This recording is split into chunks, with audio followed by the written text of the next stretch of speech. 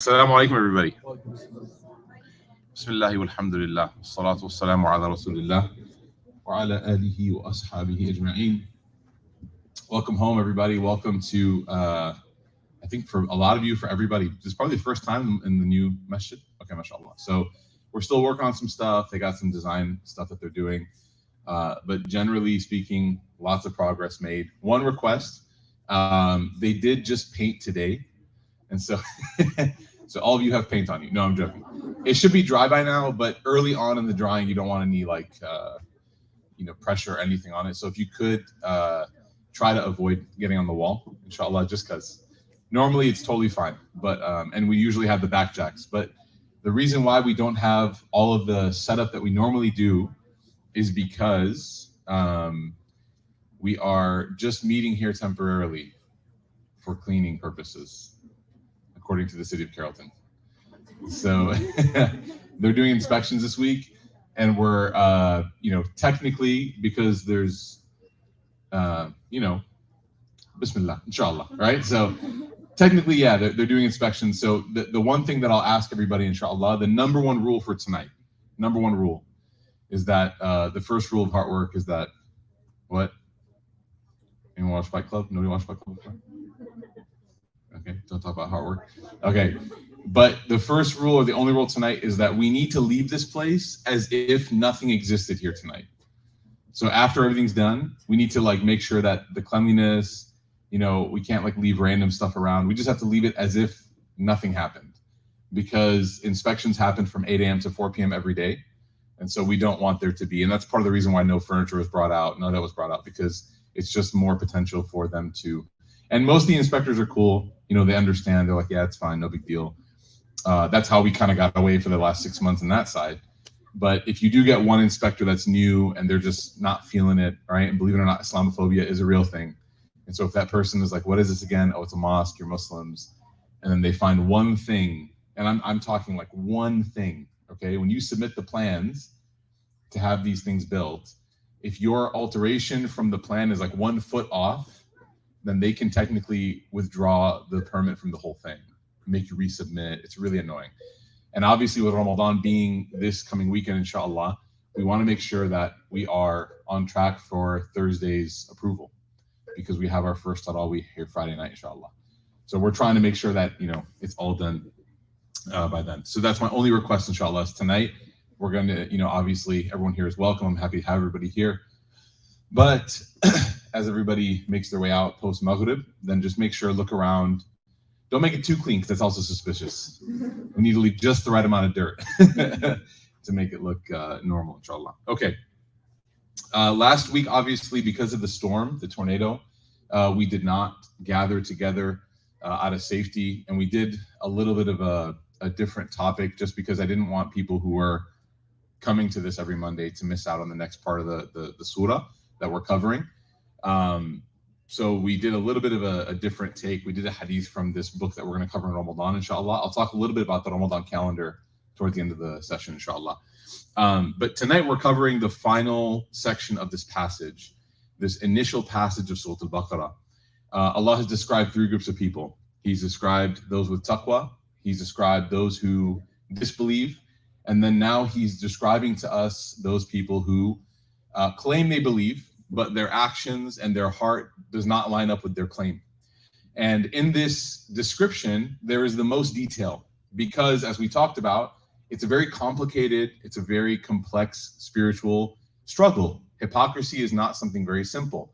There's the hypocrisy that is intentional hypocrisy, where a person knows that they're a hypocrite and they are scheming in that way. So you had people in the time of the Prophet ﷺ who were formerly leaders, governors, whatever, of their tribes. And then when the Prophet ﷺ came to Medina, they had to give up their power, and that started their descent into hypocrisy. But then there's also hypocrisy that is not completely cognizant. The person is not cognizant of their hypocrisy. So it's not something that's intentional. It's more of a byproduct of neglect, right? And so as we're reading these descriptions, of course, it's easy to understand that there are people in the life of the Prophet ﷺ who thought this way. But then there's also the potential for us to struggle with this very challenged, right? And so what were the descriptions we talked about? We talked about a few of them. They say that which they don't mean, right? So they speak with their tongue that which is not in their heart. يَقُولُونَ بِأَفْوَاهِهِمْ مَا لَيْسَ فِي قُلُوبِهِمْ, as Allah describes them with. They mock faith and belief when they see it, right? They don't have a reverence or a respect for it. It's not even about listening to it. They don't have the ability to respect it. Seeing people practice their faith with devotion becomes a topic of humor, becomes something, a mockery for them.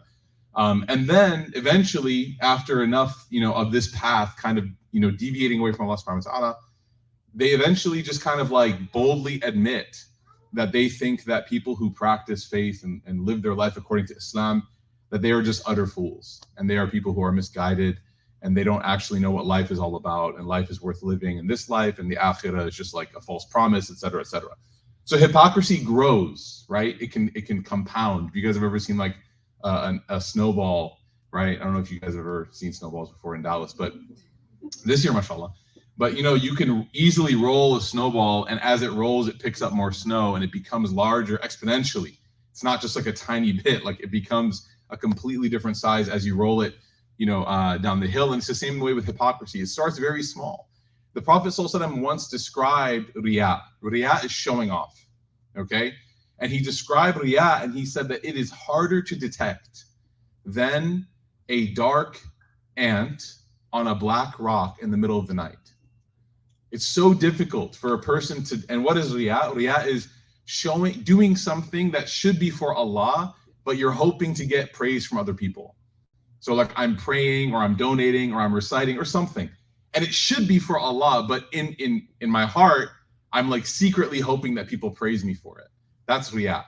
And what it is that you're doing an action that should be for Allah, but you're ultimately not thinking about Allah. Okay, now I know that for us, it sounds a little bit like, oh, okay, that sounds pretty bad. Well, what would your reaction be if I told you that on their wedding day, the wife or the husband said, I do, but they're thinking about another person, right? I see the cringes already. I see some tears, right? I hope it didn't trigger anybody.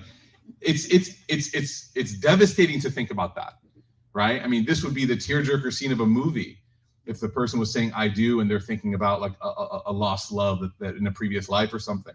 So now, وَلِلَّهِ الْمَثَلُ الْأَعْلَى, Allah's example is even greater than that. Allah is not some like love that you had, some fling in high school or college. Like Allah is your creator, and while you're doing something that's supposed to be for Him, you're thinking of somebody else. Like how devastating would that be for someone's faith, right? It's effectively spiritual infidelity, right? So we hope that Allah protects us from that.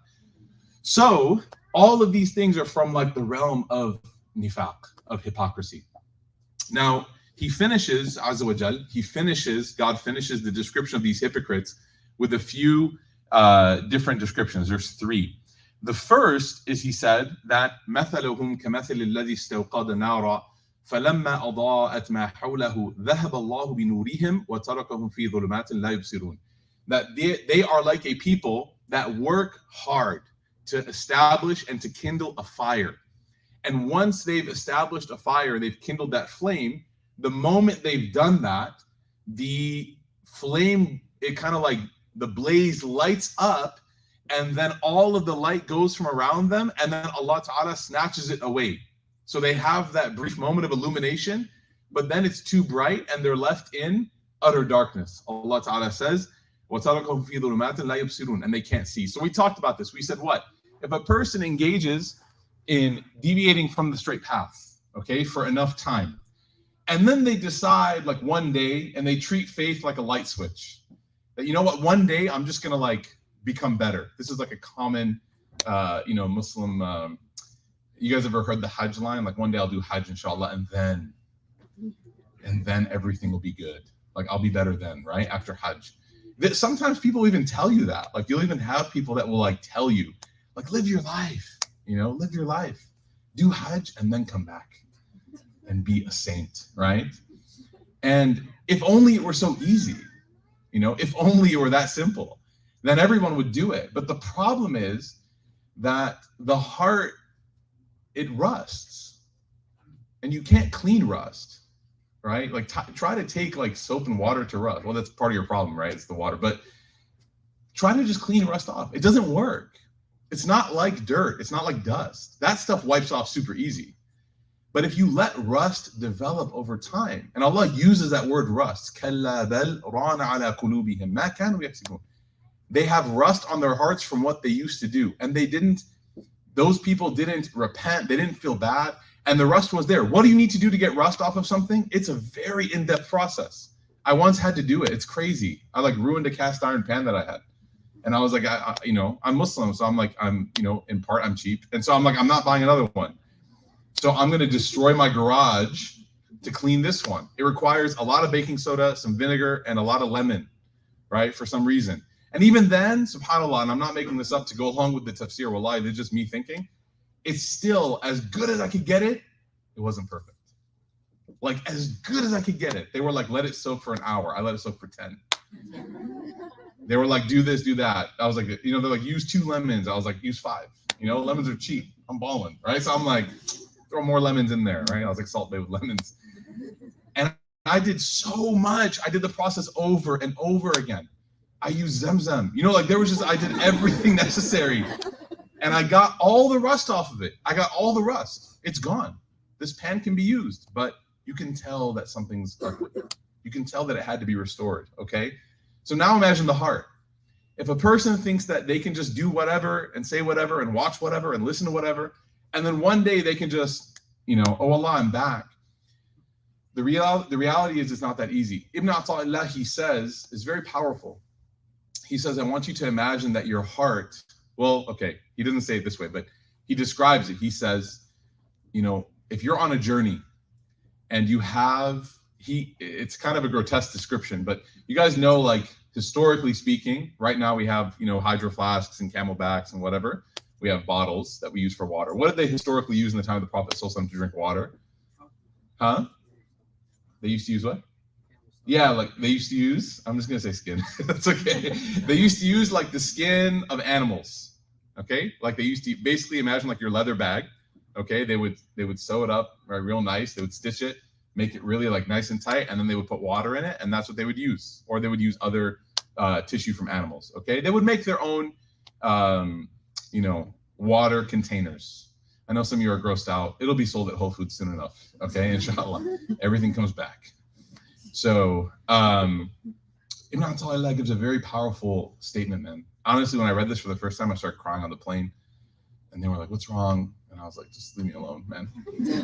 Do you want cookies or not? I was like, no. I was like, I want my mom. So Ibn Ata'illah, he said, don't be like the traveler in the desert that is traveling for a long time. And every time their body gets thirsty, they think to themselves, I have water. I'll be fine. And then he says, and finally, when you get to a point where you're so thirsty you can't keep going, the traveler pulls out their water skin that they thought had water in it, and they realize at that moment that there was a hole in the bottom. And the water's gone. And Ibn Ata'illah is making an analogy for faith. He said, like, so many of us are going to be going through life thinking, like, when I get to that point, my iman will still be there.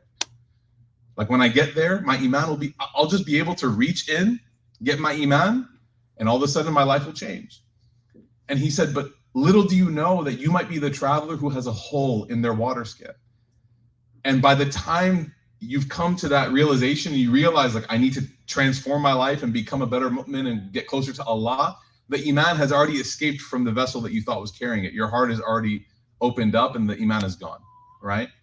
So this is the example that Allah Ta'ala gives for the first group, that they basically, by the time they came around to seeking out the guidance of Allah, right, it became overwhelming for them, right, when it was presented. And we know this, when you turn on the lights after a dark room, right, a night of sleep in a dark room, it's very bright, right? It's going to be irritating.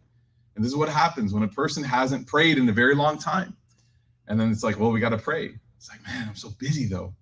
How am I supposed to just drop everything and pray? But then meanwhile, you see very successful, very busy people somehow able to manage it. What's the difference?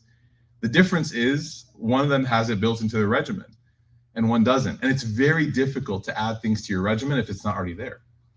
So the hypocrites, by ignoring Islam for this long, it's really hard to integrate elements of faith back into their life. May Allah Ta'ala protect us. So it's very important. It's very, very important to keep things connected. Okay, the next example, Allah Ta'ala says, "Summun bukmun umyun fahum la yurji'un," that they will be deaf, dumb, and blind, and they will never be able to return. Then he says, and remember this one, أو كصيب من السماء فيه ظلمات ورعد وبرق يجعلون أصابعهم في آذانهم من الصواعق حذر الموت والله محيط بالكافرين. That these people, they are they're outside and it's raining and it's thunderstorming and the flash of lightning comes and the clasp of thunder, right, that loud noise. And even though thunder is not dangerous, thunder is the byproduct of what created the lightning.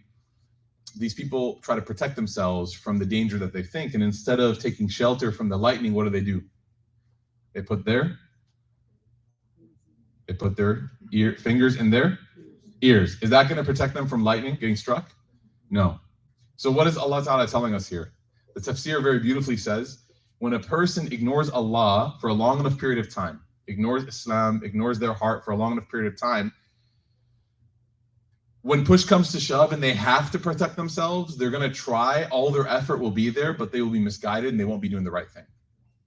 So they're going to be taking what they think to be precautions, but because they are so disoriented from knowledge, from what the Prophet ﷺ would have recommended, then they won't be able to actually do the right thing in that moment. Okay? And not everything that we think is the right thing is extremely logical. Okay? What in Islam is something that's been commanded, but it's not something that you would have thought of. Anybody? Wudu over your socks. Wow. Who's that? Who said that? Wow, mashallah, that's legit. That's literally what I use in class. Wudu over your socks. Am I about to change everyone's life? People are like, wait a minute, I can do that? It depends. Okay, your socks have to be a certain thickness and this and that. So just avoid it for now. But or just wear really thick socks. Go to REI and get a pair of thick socks, inshallah, or leather socks. Wudu over socks. Okay, it's called masah. You can wipe over a certain kind of sock in wudu instead of taking off your sock. Okay, you guys know this? If you already have wudu beforehand, okay, for a certain amount of time. If you already have wudu beforehand and you put on your sock, after then breaking your wudu, instead of removing your sock, you can wipe over it. Now remember, there's qualifications for this. So I don't want you guys to be doing this over like flip-flops. Like, it's kind of a sock, right? Who defines sock anyways? No, it's defined, trust me. Okay? But this actually, very interestingly, the Prophet ﷺ's cousin Ali radiallahu anh, he actually used this very same example to prove that Islam is not solely logical. Islam actually has incredible amounts of logical flow in it, right? Like the usul of the principles of Islamic law are incredibly sound logically. But there are moments in which God reveals and ordains and commands or prohibits certain things, and to the uninitiated, right? To take from Bain, to the uninitiated into Islamic law, it seems like it doesn't make sense. And Ali actually said that. He said, which part of your foot touches the ground when you walk? All right, we need to, this is one of those moments, we're not even fasting yet, and everyone's mind is like, are we mentally, which part of your foot touches the ground when you walk? Top or bottom? Bottom, okay? The bottom of your foot. So Ali radiallahu anh, he said, if this religion were solely based on your mental intellect, like your logic, and it always had to make sense with the way that you thought, he said, where would we be wiping our feet during Mesa? On the top or on the bottom? On the bottom, because that's the part that is making contact with potential impurities, right? But when you do Masah and Fiqh, you actually wipe over the top, okay? So he was trying to make a point, and the point is that utilize your logic as it's a gift from Allah, but never replace the gift that Allah gave you for Allah himself. Like, if Allah tells me to do something, I'm not going to take a gift that he gave me and say, well, I don't know, right? Like, this logic you gave me, it's leading me to a different conclusion. Allah is saying something to you and to me, and the Prophet ﷺ is telling us something. Logic, the gift that we've been given by Allah, right, and trained to use by his messenger, we don't substitute Allah or his messenger with our logic. Okay, that's what submission feels like and sounds like. So these people, they stick their fingers in their ears and they think that, okay, now I'm safe, even though they're not safe from the lightning that they are scared of. Okay, then the last one, this is one that we haven't covered. يكاد البرق يخطف أبصارهم كلما أضاء لهم مشوا فيه وإذا أظلم عليهم قاموا ولو شاء الله لذهب بسمعهم وأبصارهم إن الله على كل شيء قدير. Okay, this one's pretty dope. MashaAllah. You ready? Allah says, for these people, it is as if the lightning were about to snatch away their sight. And then he says, whenever the light flashes, have you guys ever been outside in a really dark night? And when there's like some sort of lightning or some sort of, what happens? It's pitch black, you can't see anything. And then when there's a flash of light, you can see everything temporarily for a quick split second. So the lightning flashes. This used to happen to actually when we were camping. There used to be like lightning storms with no rain. I don't know if you guys have ever been a part of those. So there was like lightning with no rain. It was just very eerie. So it'd be pitch black because we're on a campground. The lightning flashes, and as it flashes, you can see everything. It's lit up completely. And it only lasts for like that brief second, not even a second. And then it becomes pitch black again. So Allah Ta'ala is describing that. And he says, whenever the lightning strikes, they walk. Mashaw fihi. They walk in that lightning strike. Why do they walk? Well, very good. MashaAllah, Nasma. When do you walk, guys? When you can see. If the room is pitch black, if this building were pitch black, and I don't mean like, oh, I can see, I can use my phone. I'm talking like you can't even see your hand in front of your face. Are any of us going to walk anywhere? No, we're too afraid. The only time that we venture forth with our feet is when we can see in front of us. And when we can't see, what do we start to do? All right, we use other senses, right? So you use your hands. You might even try to like listen to things, right? If you watch too many scary movies, you're like throwing paint cans down the hallway to see, okay? You're trying to utilize, because your eyes are completely useless at that point, subhanAllah, because they haven't adjusted to the darkness and you can't see what's in front of you. So Allah subhanahu wa ta'ala is describing these hypocrites and he says, they only walk when there's a lightning flash. But then he says, وَإِذَا أَظْلَمَ عَلَيْهِمْ قَامُوا. When the darkness returns back over them, what do? They stay still. وَإِذَا أَظْلَمَ عَلَيْهِمْ قَامُوا. Then Allah says, it's so interesting. وَلَوْ شَاءَ اللَّهُ لَذَهَبَ بِسَمْعِهِمْ وَأَبْصَارِهِمْ. If Allah wanted to, he could have taken away their sight and their hearing. He could have removed every faculty that they had to feel comfortable walking in the first place. This one gets really deep, so I need everyone to put on your floaties. About to go swimming in the ocean. What is Allah Ta'ala saying here? He says, Inna Allah ala kulli shay'in qadir. Allah subhanahu wa ta'ala is saying that in the journey of faith, there comes a point when you have to ask yourself, do I trust Allah or do I trust myself? Believers trust Allah. They walk whether it's light or dark. Allah says go and they move. The hypocrites, even though they walk, we're all walking in the same path, kind of. They only walk when they can see. So their faith is conditional. I'll go on the straight path as long as I can see it, as long as it makes sense to me. The moment I can't see it, I stop. How many of us, this describes us? Like Allah asks us to move forward and trust him. Right? You get a job offer. It's at a company where you know that you're uncomfortable. You don't feel right taking a salary from a company that sells what they sell or does what they do. Sorry, wow. Does what they does. My daughter, Iman, English class. Today she was like, she sang the ABCs. She made it really well through the first half. And then it went to like, QSRTUW, now I know. And I was like, you don't actually, you don't know your ABCs, right? We'll get there though. Like, I didn't say anything. My brother-in-law kind of like started chuckling, and she's like acutely aware of when people are watching her, like acutely aware. So he kind of just started like chuckling under his breath, and she looked at him. She's like, "What? What's funny?" And I was like, "Oh my God!" And then like my brother-in-law was like, "Nothing." Where'd you learn that? She's like, "I don't know."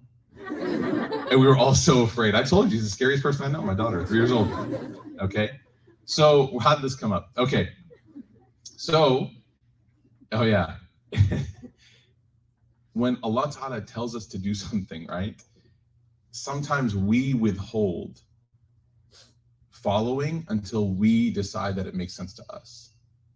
So you get a job offer or you get something, and you know that in your heart, you know, this is probably not going to make Allah happy. But instead of being patient, like turning it down or waiting or something, you're like, you know what? Like, I need to do what I need to do. I got to do what I got to do. And in that phrase, while it's interesting, while Islamic law might even be able to provide a dispensation for that, depending on the fatwa, depending on the scholar, spiritually, it's really hurtful. It's really hurtful, right? Because why? Because the core characteristic that every relationship needs to have to succeed is trust.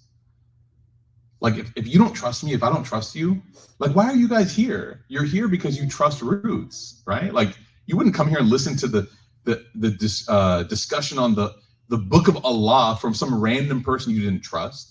I know that that's weird for me to say, but remove me. Why do you listen to Sheikh Mikhail? Why do you listen to Sheikh Abdul Nasser? Why do you listen to Imam Sohaib or Sheikh Yasser Qadi or any of these scholars? Why do you listen to these people? Ustad Fatima, Ustad Atif. Why? Because you trust them. If trust is removed, then there's nothing there. Trust is the core of that relationship. So if I don't trust Allah enough to do what he's telling me to do, unless I can rationalize it, then is there trust? No, right? Like if somebody asks you to get something or do something, then your trust in them is going to dictate like how well you do it, how urgently you do it, how much you question. And all of us have been there. Have you guys ever been in a moment where you weren't trusted? Where you were asking for someone to trust you and they weren't trusting you? How did you feel? Offended? Why? Okay, because you felt like it was questioning your character. Very good. All right, you're telling a person like, trust me. And they're like, okay, but just tell me one more time. And you're like, all right, what else? How else did you guys feel when you weren't trusted? When you were clearly telling someone to trust you? Heartbroken. Okay, very good. Why? Because it's going back to the point like they don't trust you because your character is not up to par what you want to try to be, you know. Okay, so maybe they don't trust you because of something that they see. Okay, very good. Anyone else? When someone doesn't trust you and you're like trying to build that connection, ultimately what it comes down to is that they don't trust that you know what you're talking about. So if the hypocrite only moves when they can see, they don't believe in Allah more than they believe in themselves. Some people, and this is going to get really uncomfortable, some Muslims only believe in Allah in so much as they can believe in themselves. Meaning what? I can only understand Allah as much as I can understand myself. Why would Allah do that? Right? Have you guys ever had a moment where you're like, why would Allah do that? And then months or years later, you're like, oh, I totally get it. Right? I mean, so many stories. I'm seeing a lot of people in the room nod their heads, particularly older people. Because when you're younger, you're blinded to this completely. Young people are so confident. And when I say that, I'm not saying it in a disrespectful way. Your confidence sometimes is your strength, right? But you have, like Nick Young, but you have to know, that's a basketball joke, okay? But you have to know when to mute your confidence and submit. And when you get older, you've gone through enough moments where your confidence has burned you to where you become comfortable and very familiar with the mute button, right? There are times, even in with your relationships with others, where you think you know better, yes or no? Anybody? Think about all the times you were leaving the house and your mom was like, put on a coat. Anybody have that issue? You're like, why? It's 70 degrees. Wallahi, guys, can I tell you something? I'm 34 years old. This happened to me on Saturday. Saturday, what was the temperature here? 80, right? Okay, for those of you who ran the race for refugees, it was like 100, okay? 80 degrees, right? I'm flying to Charlotte and I'm giving a talk at Virginia Tech. I'm talking to my mom. Habibi, just take your jacket. I'm like, Mom, no, seriously. I like flying, especially if I'm flying there and back same day, with nothing. Just my phone, a USB cable in my pocket, and my keys. That's it. And that's just super nice. You don't have to worry about a bag, nothing, right? Mom's like, take a jacket. I'm like, Mom, no, please. 34 acting 14. Mom, it's gonna ruin my outfit, right? That's actually what I said. I was gonna wrinkle my shirt. And she's like, just take a jacket. I'm like, no, mom, it's okay. She's an Egyptian mother, so what does she do? She probably made dua for snow.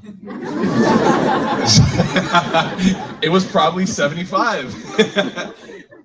And I get to Charlotte, it's like 61. I'm like, see, jacket. I grew up in Chicago, man. This is balmy. This is spring. I get in the car and I start driving. I have a 3-hour drive from Charlotte to Blacksburg, Virginia, which is Virginia Tech campus. I'm driving, and wallahi, every 30 minutes, the temperature drops 5 degrees. I'm not, wallahi, I wish I were joking. Like, I wish I were joking. I get to the campus, it's 34 degrees. And I just laugh. I literally laugh in my car like a person that would scare other people who looked at my car. I'm laughing because I'm like, this is hilarious. Like I'm a fully grown adult man who's married to 2 kids. I have a bachelor's and a master's, and I'm too dumb to listen. You get it? I'm sitting here and I'm like, how inconvenient. And now I have to walk on this campus completely like freezing cold. Everyone's like, are you okay? And every single person who knows me or doesn't know me, someone who's part of the MSA or some random stranger is like, can I get you a jacket? I'm like, I don't need a jacket. Right? And I walk in and give a talk. And I'm just thinking to myself, subhanAllah, like this is just one moment of that nefsical arrogance and confidence that just gets in the way of your own well-being. Right? And that's my mother, right? And for some of us, it's your mother, it's your father, it's your friend, it's your spouse, it's whoever, it's, you know. But then what about, subhanAllah, with Allah? Like how many things does Allah tell us to do something? In Surah Hujurat, Allah actually addresses this. He says, "Lo yuti'ukum fi kathirin min al-amr la'anittum."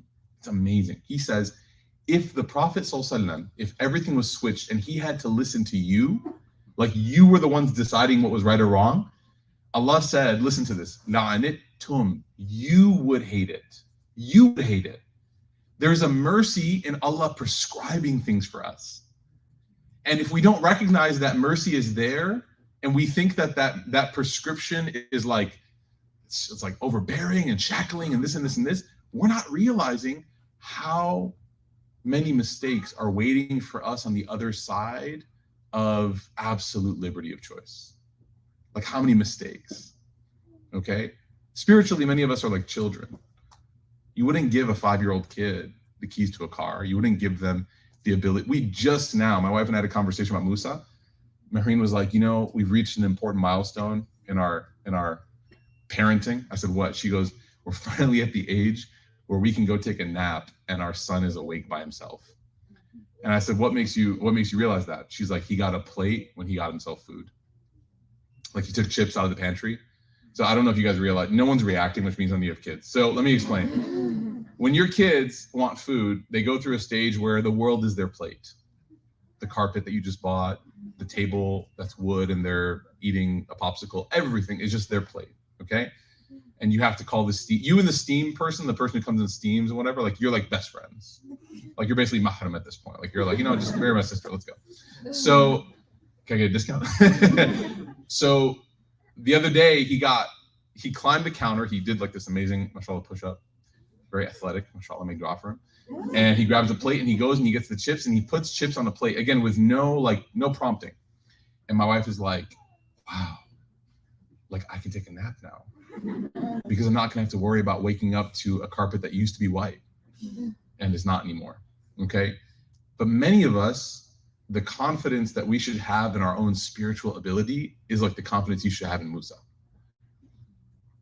Like a 5-year-old, like, okay, I can't completely figure this out on my own. I need that help.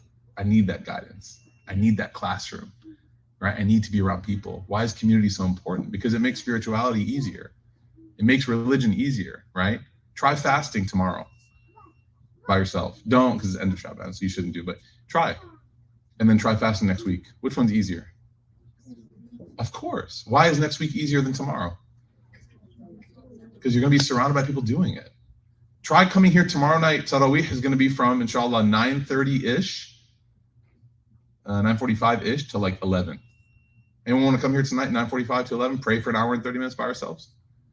People are like, you know, I got laundry in the washing machine. I got to, I gotta go and catch up on the show, this and that. Next week, masjid's packed. Why? Because everyone's coming, right?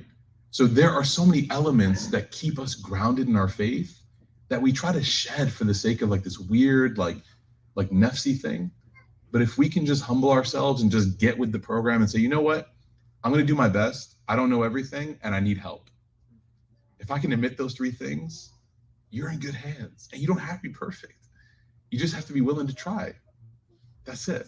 So Allah subhanahu wa ta'ala, He gives us that description of the hypocrites. And then He finishes with the first command of the Quran. He finishes this passage with the first command of the Quran. What's the first command of the Quran, everybody? This is a great exercise, okay? What would you, if someone comes up here tonight and takes their shahada, no pressure, by the way, if you're not Muslim yet, but it'd be kind of cool if you did that. Someone comes up here and takes their shahada, and they come up to you afterwards, like they find you and they're like, hey, I just became Muslim. Like, what should I do? Like, what should I, tell me something. What should I do? What would you tell them? What's the first thing you would tell someone? Read? Okay, good. That's good. All right. A little bit Sunday school. I like it. Okay. Iqra. Okay, good. So chronologically, that's the first one. But we also believe in Islam, this is an important point to note. We believe that the order of the Quran as it stands as a text, as a book, is divine. Okay, that Jibreel alayhi salam, when he met with the Prophet sallallahu alaihi wasallam in Ramadan every year, and they reviewed the Quran that he knew to that point, and then in the last year of his life, alayhi they reviewed it twice, that there was a tartib session that was happening, like an organization session. So even though that was the first chronologically, it doesn't stand as the first in sequence. This next one is the first one. So read is good. Yeah. Okay, nice. So you know the next verse? Yeah, close. Okay, good, mashallah. Show them how to pray. Yeah, very good. Excellent. So you use the Arabic word, but I love that. Show them how to pray. Worship. I like the word for ibadah. I like devotion. Because worship is one thing, like the outside of it is worship, but the inside is devotion, right? Like you're devoting yourself in that moment. You could be doing anything, but you're praying to Allah. The first command of the Quran that Allah gave, after talking about three groups, two of which were misguided, one was guided, is He said what? Worship. Ya ayyuhan nas, u'budu rabbakum alladhi khalaqakum walladhina min qablikum la'allakum tattaqun. Oh, you people, oh humanity, worship your Lord who created you. The first command of the Quran is teaching us something very important about worship. You guys ever heard the phrase spiritual but not religious? Okay. Again, sounds great in theory. Sounds great in theory. It's like a person who wants to become like an athlete with no training and no practice. I would love that. I would love that. I would not be here right now, right? I know I might, inshallah, okay? Or a person who wants to become wealthy without working. Like, there's a few, okay, celebrities, but if you want to be able to earn, you have to work. It's just kind of one of the things that's there, yeah? I would love to graduate programs without going to class. Some of you are like, did that, okay? I would love to be able to yield the benefits of something without putting in the work. That's the lazy part of me talking, yes? Do we all agree? Sometimes don't you just want like food now, like right here, instead of going out and getting it? Why do you think Grubhub exists? Why do you think DoorDash exists? Because human beings want things without doing stuff. And we're willing to pay. I was in a room one time with a family member who shall remain unnamed. Wasn't Musa. Who ordered a Starbucks drink from Grubhub. Okay? It's already offensive enough that it's Starbucks. And when Suhba opens, you'll know why. Okay? People ask me, what's your favorite drink from Starbucks? I'm like, iced tea. Or the water. Right? Nothing coffee. Ordered a Starbucks drink that was maybe $4. And then with the delivery charge and the tip, it ended up being over $10. Why? And this is a day where there was nothing going on. Why? Because that's the nature of the human being. We are lazy. Like, we'll take it. You know what I mean? That's why these delivery services are so incredible, because they capitalize on our laziness.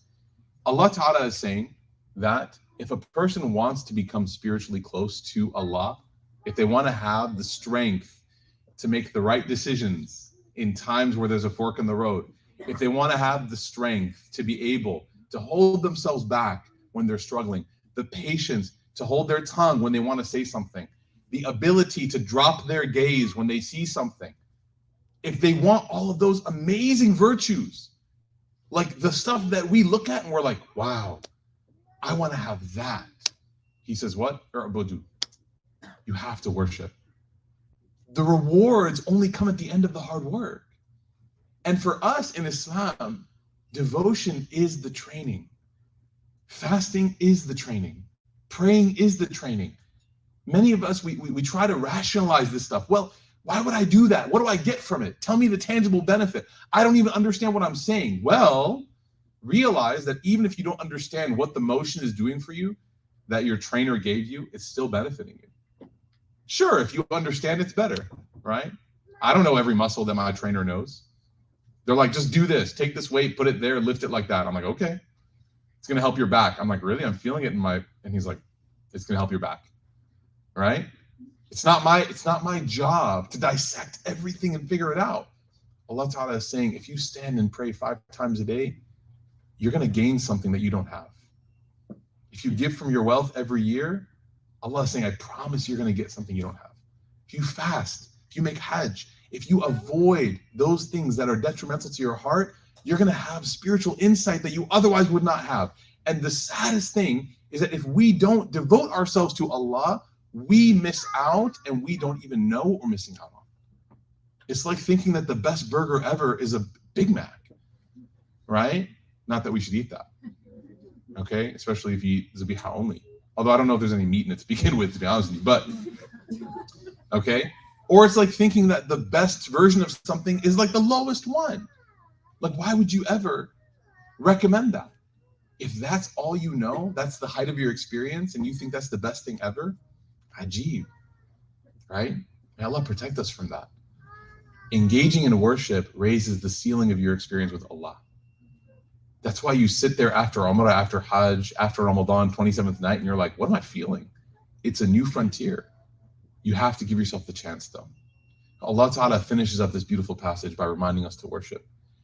If your life is struggling, if it's crumbling, if there are moments where you feel like you can't tell up from down, ask yourself one question.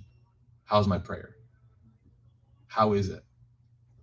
If my prayer is all out of sort, if it's just all out of whack, I'm not going to have the ability to right the ship. I won't. My compass is off of north. I won't know where to go, right? But if my prayer is there, I promise you, Allah promises that you have strength and resolve and determination and foresight and insight. You know how we call it like a gut check, gut feeling, intuition? It's not that, man. Allah gives you the ability to see things, to understand. You connect to Him, all of a sudden you're like making the right choices. You're avoiding the wrong things. You start to see the world in different ways. You know, it's crazy, man. SubhanAllah. I'll finish up with one last story.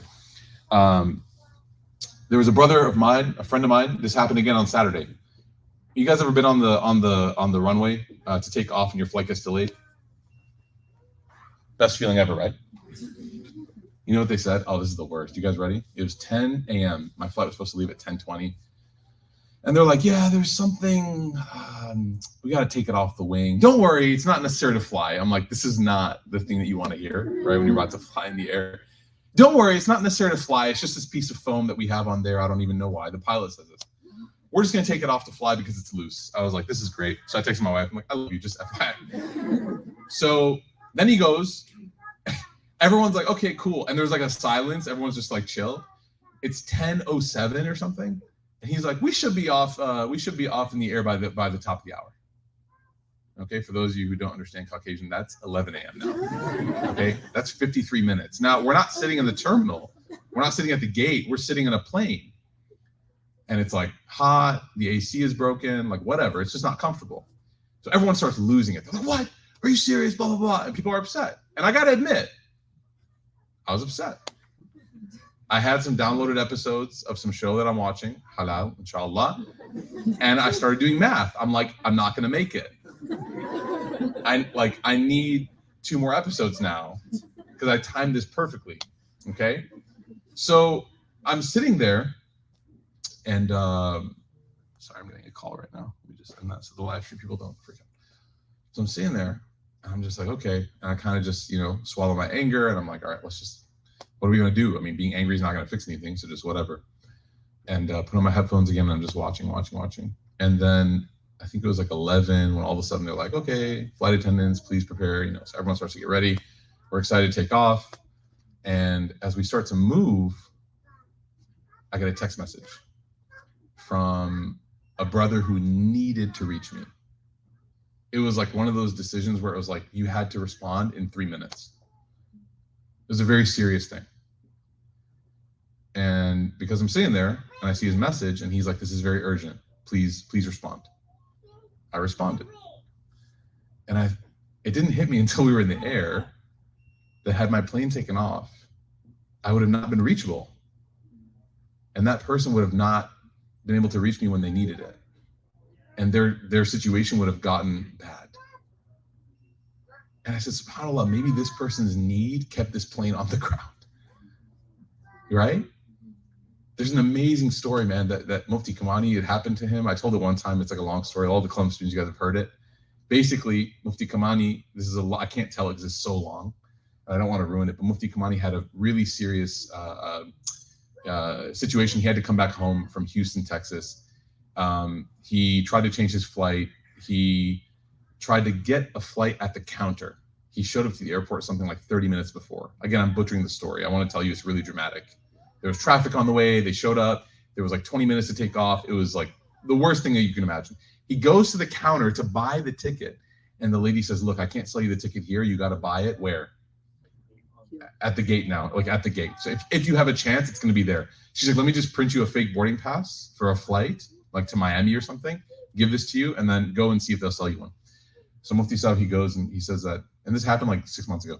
He goes to the gate and he's like, hi, I'd like to buy a ticket. And they're like, beep. And he just goes on. They're like, go ahead. And he's like, what? He's like, this isn't even for this flight. She's like, just go ahead. He goes on. He sits down. I know everyone feels really safe to fly now. He sits down. No, this is crazy.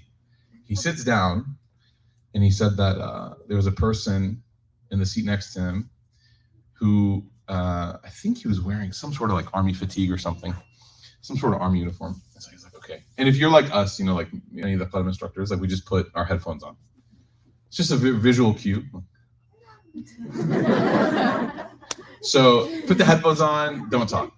Just, we talk for a living, we listen for a living. If I get a chance to unplug, you do you, right? Proud of you, right?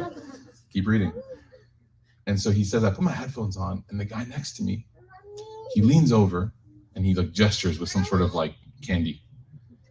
And he's like, obviously noise canceling headphones. Is the mommy there? Okay, good. All right. So leans over. No, I'm okay. I just want to make sure mommy's there. So leans over with candy. And the Mufti Kamani's like, God, man, like now I have to take my headphones off. So he like, there's a strategic way to do it. You don't take ever both headphones out. The minute you take both headphones out, you're going to have a 3-hour conversation now. The autobiography is coming. You need to 10% removal. You're still listening. You're like, yes. And it needs to almost be going back in the ear as they're talking. This is really bad adab. Okay, I'm sorry. Don't take this from me. This is just my nafs, okay? So he takes it off and the guy goes, would you like one? And Mufti Saab said, look down. And he's like, normally I check the ingredients, make sure that they're all halal, but I checked it out, it looked okay. Still, he's like, I didn't want it, but I didn't want to offend the guy. And Mufti Kamani travels like in a thobe and he's mashallah got his beard and his kufi. He's like, I'm very visibly Muslim. So I took it and I ate it, put my headphone back in my ear and I'm like, okay, whatever. The guy looks at me, taps me on the shoulder, permission granted. Like once you take the candy, it's done. Taps me on the shoulder. And then he takes the headphone off and he goes, and he asked the question that I'll tell you honestly, like we hate the most. Is like, what do you do for a living? Because I'm imam. A what? Imam. What? A Muslim pastor. Oh, okay. All right. So the guy goes, what do you do for a living? So Mufti Saab says, I'm a Muslim and I teach at an Islamic seminary at Qaram. And the guy starts crying. And he's like, I've been looking into Islam for God knows how long. And he goes, and just recently I prayed to God that if it's right, give me a sign and give me somebody to like teach me. Now, let's go back to the beginning. Mufti Saab does not have a boarding pass for this flight. Okay? His boarding pass says Miami, Florida. He's going to Dallas, Texas. He's not supposed to be there. How many? And then the traffic and all that. I mean, I didn't tell the story because we don't have time with Maghrib. How much was traversed? How many things were broken down? How many walls were just obliterated because of the dua of the heart of one person who's not even Muslim yet? But he's sincerely calling upon Allah. You see what worship can do? It gives you that ability. Like, you have to learn to trust Allah more than you trust yourself. Oh Allah, don't put me in charge of my affairs. بِطَرْفَةِ عَيْنِي, even for one blink of the eye, the dua that we find in the hadith and the akhbar. Don't give me even one moment where I'm in charge of myself. Because, oh Allah, I trust you more than I trust me. Right? Dua al-istikhara and things like that.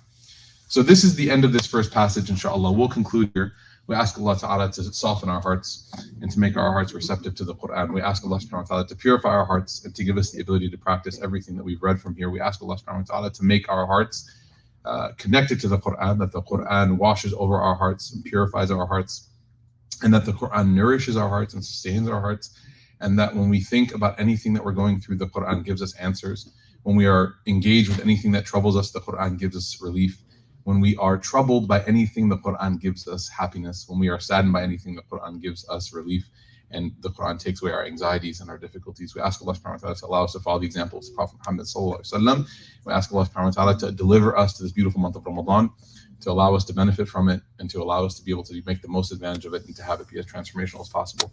Subhanak Allahumma bihamdik, nashhadu an la ilaha illa anta nastaghfiruka wa natubu ilayk. Inshallah, we're going to be praying Maghrib. If we can, we'll have the brothers inshallah line up here and the sisters inshallah line up behind. We'll perform Maghrib inshallah as soon as we can now, because it came in just about 9-10 minutes ago. And then afterwards, like I said, remember rule number 1 for tonight is that when the inspector comes tomorrow, I want him to say, wow, this is great. No one has been here in the last 24 hours. Okay. All right. Assalamu alaikum wa rahmatullahi wa barakatuh.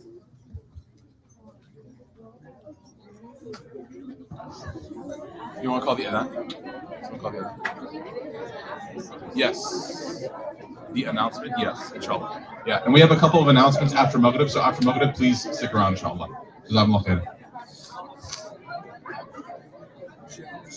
Somebody left it in the restroom. Okay. Well, not yet.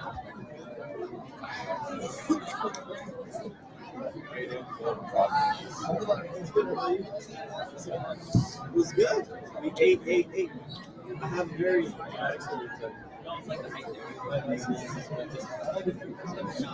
I